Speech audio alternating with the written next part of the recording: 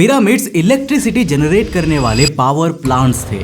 ये कहना था निकोलाई टेस्ला का, जिनका मानना था कि जिन पिरामिड्स को हम इजिप्शियन राजाओं की कब्र मानते हैं ना, वो असल में अर्थ की natural vibration and hydrogen gas से इलेक्ट्रिसिटी जनरेट करने और वायरलेसली उसे दुनिया के अलग अलग हिस्सों में ट्रांसफर करने के लिए बनाया गया था, जिसके हमें कई साइंटिफिक प्रूफ्स भी मिलते हैं। और पिरामिड की इसी टेक्नोलॉजी पर निकोलाई टेस्ला ने साल 1905 में एक वायरलेस एनर्जी ट्रांसफर टावर भी बनाया था। पर सवाल यह है कि पिरामिड से बनने वाली इस एनर्जी को यूज कौन करता था और आखिर इसे बनाया किसने था? आज के इस वीडियो में हम इसी के ऊपर बात करने वाले हैं। तो हेलो गाइस, मैं हूं कौशिक और चलिए शुरू करते हैं एक और नए एपिसोड को। दोस्तों, ये है इजिप्ट का सबसे ऊंचा pyramid, the great pyramid of Giza, जो 2.5 मिलियन ब्लॉक्स ऑफ स्टोन से मिलकर बना है, जिनका combined weight 6 million tons and height 421 feet है। अब इसकी इसी हाइट के चलते ये ऑलमोस्ट 3000 सालों तक इतिहास का सबसे ऊंचा कंस्ट्रक्शन था, जो अपने 8 एंगल्स वाले 756 फीट के बेस पर खड़ा है। हाँ, आपने सही सुना, पिरामिड ऑफ गीजा के 4 साइड नहीं बल्कि 8 साइड्स है, जिन्हें आप केवल ऊपर काफी ऊंचाई से ही देख सकते हैं। अब हम जानते हैं कि इजिप्शियंस के लिए पिरामिड्स किसी मंदिर की तरह थे, जिसमें वो उनके भगवान माने जाने वाले राजाओं, जिन्हें फैरो कहा जाता था, उनकी ममीज को रखा करते थे। Now for example, the great pyramid of Giza 4th dynasty Egyptian pharaoh Khufu के लिए आज से 4500 साल पहले बनाया गया था। लेकिन पिरामिड्स के बारे में हमारी ये लर्निंग ना फैक्चुअल से ज्यादा फिलोसॉफिकल है, क्योंकि the great pyramid of Giza के साथ साथ हमें इजिप्ट के किसी भी पिरामिड्स में किसी भी फैरो की ममी आज तक नहीं मिली है, और ना ही उनसे जुड़ा कोई आर्टिफैक्ट्स या फिर दीवारों पर बनी कोई ड्राइंग्स जो कहती है कि पिरामिड्स ममी के लिए ही बनाए गए थे। ऑल्सो हमें स्कैनिंग में गीजा के पिरामिड्स के अंदर जो किंग एंड क्वीन चेंबर मिले हैं ना, उनके अंदर बने ग्रेनाइट बॉक्सेस में भी हमें इस तरह के कोई भी एविडेंस नहीं मिले कि यहाँ पर कोई इजिप्शियन ममी मौजूद थी या फिर कभी रखी गई थी। और देखो, सही मायनों में देखा जाए तो पिरामिड्स किसी टेम्पल की तरह दिखते भी नहीं है, क्योंकि जहां अलग अलग धर्म के मंदिरों और वर्शिप प्लेसेस में हमें कई तरह के साइंस एंड स्टैचूज देखने को मिलते हैं, उनके मुकाबले पिरामिड्स काफी ज्यादा स्ट्रेंज स्ट्रक्चर्स हैं, जिनके बीच कई छोटे छोटे कमरे और टनल टाइप नैरो शाफ्ट बनी हुई है, जहां से इंसान का निकल पाना तो ऑलमोस्ट इम्पॉसिबल है। और रियलिटी में पिरामिड्स को देखा जाए तो इनका इंटरनल स्ट्रक्चर और जिस तरह के पदार्थ से ये बने हैं वो इशारा करता है कि पिरामिड कोई मंदिर नहीं है, बल्कि एक पावर जनरेटर मशीन था जो कि इलेक्ट्रिसिटी को जनरेट करता था। पर आखिर कैसे? तो देखो, पिरामिड की body reddish brown limestones block से बनी है, लेकिन इन पिरामिड्स की कंस्ट्रक्शन में कुछ ऐसे पदार्थों का प्रयोग भी हुआ है जो काफी अनयूजुअल है, जो पिरामिड साइट के आसपास कहीं भी मौजूद नहीं थे, लेकिन खास करके इन्हें पिरामिड की मेकिंग के लिए यहाँ पर लाया गया। जिन मटेरियल्स की सबसे स्पेशल बात थी इनकी इलेक्ट्रिसिटी से related properties. Now for example, आप इन पिक्चर्स में पिरामिड्स के ऊपर जिस ब्राइट व्हाइट शाइनिंग सरफेस को देख रहे हैं ना, ये खास तरह के लाइमस्टोन से बनाई गई है, जिन्हें यहाँ पर ऑलमोस्ट 800 किलोमीटर की दूरी से लाकर पतली टाइल्स टाइप शेप में काटकर पूरे पिरामिड पर फिट किया गया था। एंड डू यू नो कि इस लाइमस्टोन की क्या खासियत थी?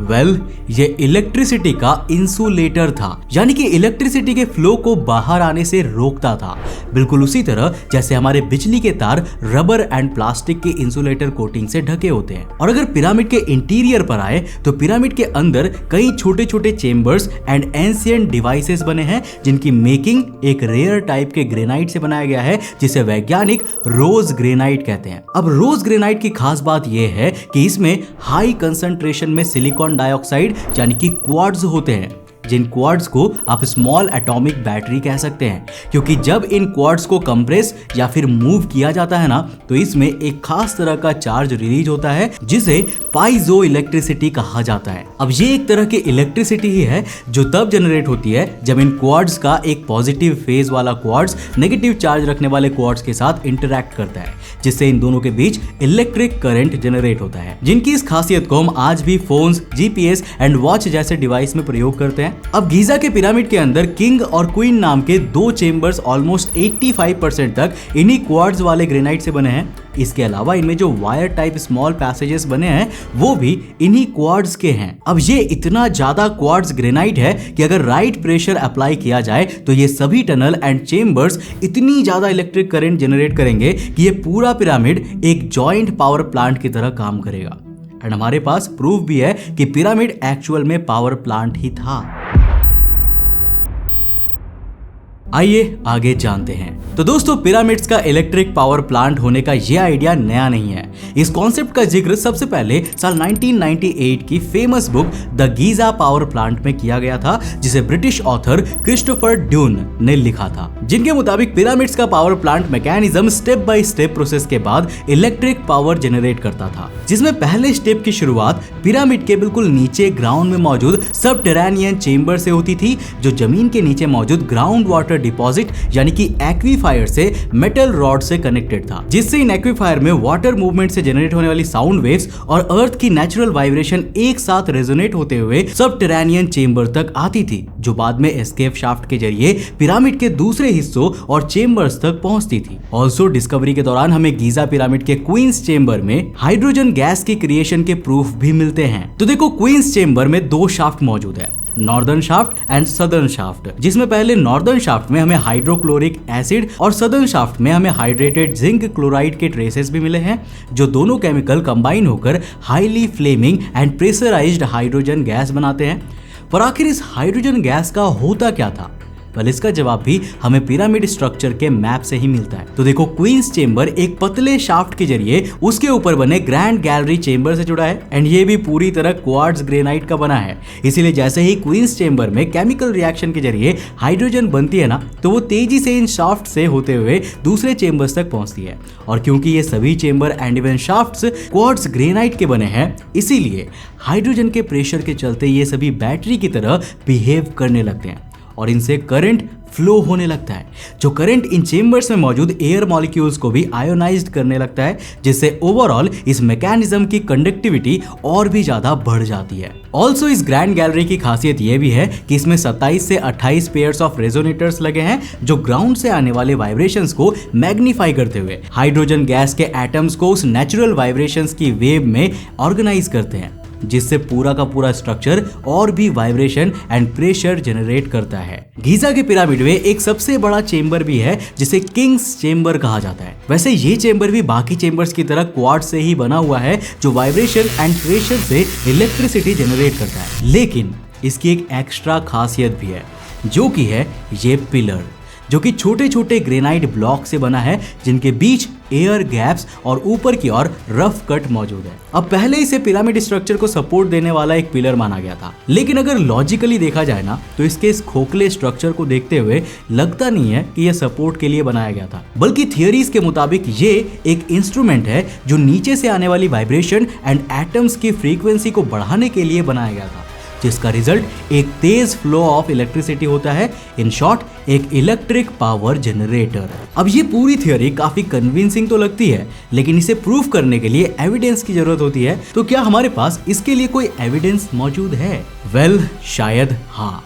और साइंटिफिकली हमें पिरामिड में एनर्जी क्रिएशन एंड कलेक्ट करने के कई प्रूफ्स भी मिलते हैं। नाउ फॉर एग्जांपल, साल 2018 में पब्लिश इस आर्टिकल के मुताबिक Russian university ITMO Saint Petersburg और German research institute Laser Zentrum Hannover द्वारा मिलकर गीजा पिरामिड के इलेक्ट्रोमैग्नेटिक सिग्नल्स पर रिस्पॉन्स को जानने के लिए एक रिसर्च की गई थी, जिनके रिसर्च में यह सामने आया कि पिरामिड का इंटरनल स्ट्रक्चर एक खास 200 से लेकर 600 मीटर्स वेवलेंथ की रेडियो वेव्स पर गुंजन करने लगता है, यानी कि पिरामिड में स्मॉल वाइब्रेशन होने लगता है। और जैसा कि हमने डिस्कस किया कि पिरामिड का एक्सटीरियर ऐसे पदार्थ से बना था जो इलेक्ट्रिसिटी का कुचालक है, जबकि इंटीरियर ऐसे पदार्थ से बना था जो इलेक्ट्रिसिटी का सुचालक है, और केमिकल प्रोसेस एंड अर्थ की नेचुरल वाइब्रेशन की मदद से इलेक्ट्रिसिटी जनरेट एंड फ्लो कर सकता था। अब इस पूरी थियरी को और भी सपोर्ट देते हुए साल 2019 में अमेरिकन नेवल इंटेलिजेंस में काम करने वाले एरिक विल्सन ने पिरामिड पर अपनी रिसर्च के बेस पर large scale thermal acoustic generator नाम का पेपर पब्लिश किया, जिसमें काफी डिटेल में डिस्क्राइब किया गया कि कैसे गीजा का पिरामिड साइंस और अर्थ वाइब्रेशन के कॉम्बिनेशन से क्लीन एनर्जी जनरेट करता था। पर क्या ये टेक्नोलॉजी सच में काम करती है? वेल, इसका जवाब है टेस्ला टावर। साल 1905 में निकोलाई टेस्ला द्वारा बनाई गई ऐसी टेक्नोलॉजी जो वायरलेसली दुनिया के हर हिस्से में इंटरनेट की तरह इलेक्ट्रिसिटी ट्रांसफर करने की ताकत रखती थी। तो देखो, टेस्ला पिरामिड के इंटीरियर से काफी ज्यादा इंस्पायर्ड थे और इस आइडिया से भी कि पिरामिड्स पावर जनरेटर प्लांट्स थे। अब उनका 1902 में बनाया गया टेस्ला टावर भी इसी तरह के आइडिया पर काम करता था, जो कि टेस्ला ने पिरामिड की तरह ही एक बड़े से एक्वीफायर पर न्यूयॉर्क के एक गांव शोरहेम में बनाया था। टेस्ला का मानना था कि ये प्रोजेक्ट पूरी दुनिया को बदल कर रख सकता है, पर टेस्ला को अपना ये प्रोजेक्ट बंद करना पड़ा। उन्हें इस प्रोजेक्ट के चलते इन्वेस्टर्स की लिस्ट से ब्लैक लिस्ट कर दिया गया। उनके इस टावर को साल 1917 में डिस्ट्रॉय कर दिया गया और उनकी मौत के बाद इस प्रोजेक्ट से जुड़े सभी रिसर्च को गवर्नमेंट द्वारा सीज कर ली गई। पर आखिर क्यों? वेल, ये काफी इंटरेस्टिंग स्टोरी है और अगर आप इसके बारे में डिटेल में जानना चाहते हो तो आप हमें नीचे कमेंट बॉक्स में लिखकर बता सकते हो। तो जैसा कि अभी हमने थोड़ी देर पहले ही समझा कि पिरामिड्स में कई चेंबर्स हैं जिनमें हाइड्रोजन गैस का फ्लो होता था एंड क्वींस चेंबर में तो केमिकल रिएक्शन से हाइड्रोजन गैस बनती थी। यानी पॉसिबल है कि किसी अनकंट्रोल रिएक्शन से इसमें large amount of hydrogen create हुई हो और एक बड़े एक्सप्लोजन से इस पूरे पावर प्लांट ने काम करना बंद कर दिया हो। वेल, लगता है कि ऐसा कुछ हुआ भी था, क्योंकि किंग्स चेंबर के ऊपरी ग्रेनाइट बीम में रिसर्चर्स को कई बड़े बड़े क्रैक्स मिले हैं जो कि पिरामिड के उन्हीं हिस्सों में थे जहां पर highly compressed heated hydrogen gas flow हो रही होगी। लेकिन इसके अलावा एक बड़े एस्ट्रॉइड इंपैक्ट को भी इन पावर जनरेटर पिरामिड्स के डिस्ट्रक्शन का कारण माना जाता है। बट यहाँ पर एक प्रॉब्लम है कि इजिप्शियंस काफी चीजों को अच्छे से रिकॉर्ड रखते थे, खास करके इवेंट्स का, जैसे कि सूखा, बाढ़।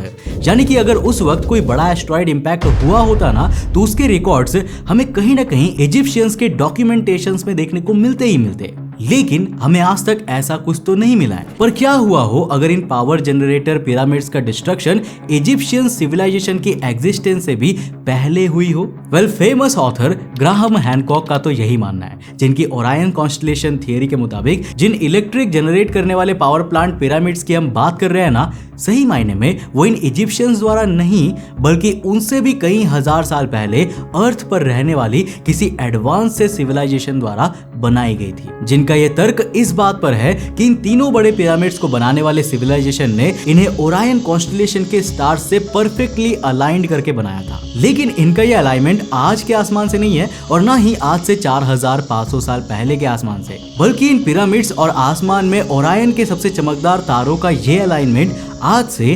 13,500 साल पहले था।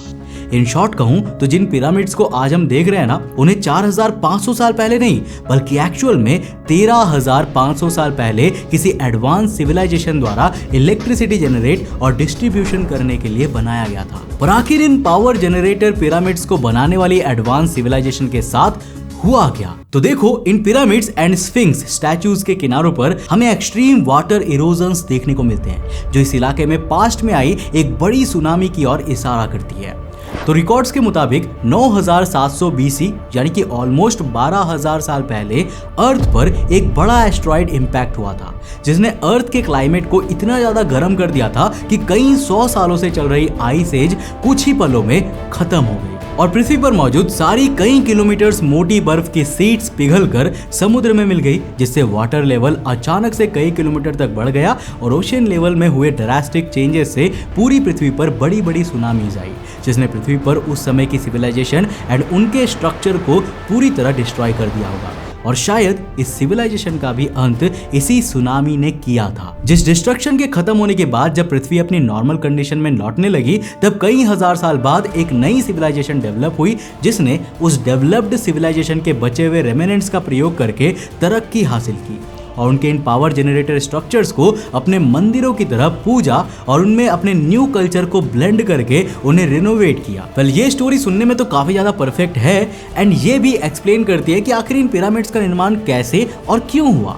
लेकिन क्या ये थियरी सही है एंड क्या पिरामिड्स एक्चुअल में पावर जनरेटर्स थे ये साबित करने के लिए तो हमें और भी एविडेंसेस की जरूरत होगी। वैसे मैं आपसे जानना चाहूंगा इस बारे में आपकी क्या राय है, मुझे नीचे कमेंट सेक्शन में लिखकर जरूर बताना। क्या आपको लगता है कि पिरामिड्स वाकई में पावर जनरेटर्स हो सकते हैं या फिर इनका निर्माण किसी और चीज के लिए किया गया था? नीचे कमेंट सेक्शन में अपने जवाब लिखकर जरूर बताना। तो मुझे उम्मीद है कि आपको ये वीडियो काफी ज्यादा पसंद आया होगा। अगर पसंद आया तो इस वीडियो को लाइक कर देना और अपने फ्रेंड्स और फैमिली के साथ जरूर शेयर करना। अगर आप नए चैनल पे और ऐसे इंटरेस्टिंग वीडियोस को देखना चाहते हो तो इस चैनल को सब्सक्राइब करने के साथ साथ नोटिफिकेशन बेल को ऑन कर देना। अब अगर आपको ये वीडियो पसंद आई ना तो आपको ये वाली वीडियो भी डेफिनेटली पसंद आएगी, जिसमें हमने बात किया है लियोनार्डो दा विंची द्वारा किए गए कुछ ऐसे पेंटिंग्स के बारे में जिन्होंने आज से 500 साल पहले ही फ्यूचर को प्रिडिक्ट कर लिया था। इसके अंदर ऐसी बहुत सारी मिस्टीरियस पेंटिंग्स है जो आपका दिमाग घुमा देगा। तो यहां पर टैप करके इस वीडियो को जरूर देखना। मैं मिलता हूं आपको नेक्स्ट एपिसोड के साथ, तब तक के लिए बाय, जय हिंद।